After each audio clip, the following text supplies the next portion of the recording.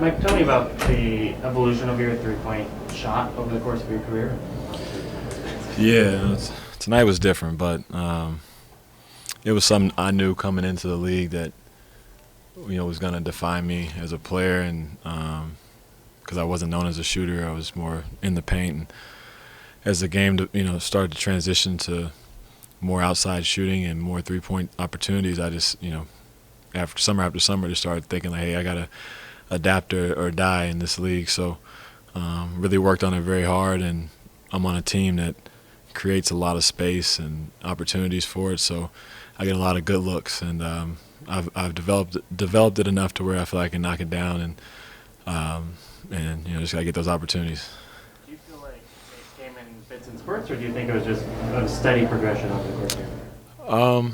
I thought I really made a jump my second and third year. I think I made a jump to shooting 40% one year, and it was on low attempts though, but it was a much better improved year. And then after that, I started getting more opportunities as far as getting more opportunities shooting the ball and having the ball in my hand a lot more as I got older, and so the confidence kind of just built with that, with more responsibility. And we're here today just continuing to try to get better at it. One of the tougher threes kind of consistently in the league, which is you're going around Rudy and you're going to your right, but you shoot obviously with your left. What do you see on that shot? Because not a lot of guys shoot that. It's actually one of my favorite shots, going especially off of Rudy and going off to my right side, and I really got good balance going that way, and just I've done it so much that you don't really need to look at the rim. As long as I know where the spot's at, I kind of know where I'm going, and just repetition and having the confidence to take those shots, and knowing that you've done it over and over again just allows me to feel good in those situations. Was that a shot you got with Mark very much, or was that pretty new here? I got it with Mark too. It was a little different. Mark popped as opposed to Rudy rolling, so it was a little bit different look. So a lot of times I might throw it back to Mark at the at the top of the key and come back and get it, and then get back to the right side and shoot it. So it just looks a little bit different, but kind of get to it however we get to it.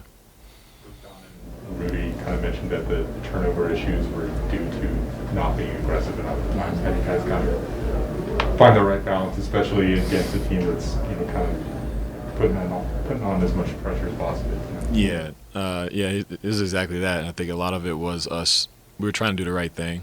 Guys are getting pressured up at half court, but we're trying to run plays and just get the guys the ball at the right spots. But sometimes, like what Coach was saying, was if they're gonna pressure, we just gotta go. We gotta get faster, play with more force, get to the paint, force them into rotations that way, as opposed to trying to run our sets like we normally try to do, especially in late game situations. So I thought we did a good job adjusting to it, because that did bother us a little bit, and we were able to finish out the game and close it out. Deeper tonight, at least the first early ones. Was that part of the game plan, or does that just kind of happen? No, it's just feel. I'm not gonna shoot from Dame Lillard or Steph range that often, but we practice it. So if we're open and feeling good about it, we take them. Coach doesn't mind that, especially if we're making them. So it was just a feel thing for me early. When it comes to those deep threes, is that different than, I guess, just a normal three-pointer, learning how to do those? It's not much different. It's just, you have to practice it. You have to be able to understand how much you need to jump, how much power you have to put into it, because it is a different shot. A lot can go wrong from that distance. So being precise with it and being on balance is key. And it's like I said, it's stuff that we practice all the time, and we might not do it all the time, but when we do, we've prepared for it. Can you tell you're hot before a game, or does it have to come in the flow? Can you tell during shoot around? No, not really. I didn't shoot the ball very well in shoot around today, so I didn't. It doesn't really translate, like that. I think it just once you get in the game and you make your first shot, make your second, and it's like, okay, yeah, it's gonna be one of those nights you feel real good about it, and a couple of them you'll make that you can't even see the rim, somebody's in your face, and it's a special kind of night. So just playing the game and taking the reads that we get, and that's just how I approached it. Do you feel it as soon as it leaves your hand? Do you know? Yeah, there was a few of them I wanted to as soon as I shot it, like turn around, start running, not look at it, go in. I knew it was going in, but I just held my pose and made sure it went in, and yeah, I was feeling good about it.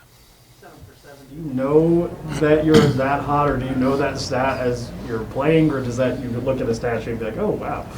Not really. Like tonight, especially, like I turned the ball over a couple times, and that's all I was thinking about. I was like, oh my God, I keep turning it over, and then I come down and make a three, but my mind was still like mad about turnovers. I wasn't thinking about the threes as much, and then somebody came up to me and said, you know, you're hot, like shoot it. So I was like, all right. So look for my opportunities, and you know, it was going in.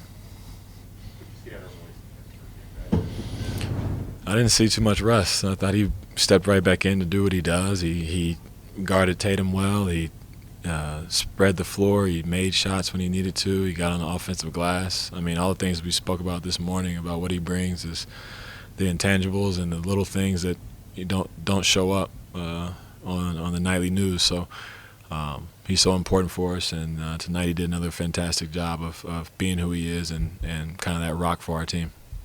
Once they got within, you guys were up 7 or 8, they got within 2, and then all of a sudden the execution seemed to go up a notch. What's happening during that stretch? We've had a lot of talks over the last week or so just about, you know, our crunch time plays and what we want to get out of them, and we've kind of, you know, shortened that list and made it simple. A couple plays here, a couple plays there, but we wanted to have the ball in certain people's hands at certain times, and tonight we did a really good job of just being able to know when and where to allow those certain people to do that. And, you know, Donovan did a great job. You know, Rudy, Bojan, everybody's, you know, doing what they're supposed to do with them in them last couple of minutes, and that's just on the offensive end. Defensively, we were, you know, once again we had to lock in on another level and try to get a stop when we needed it most and convert it on the other end. And, you know, we did exactly what we talked about.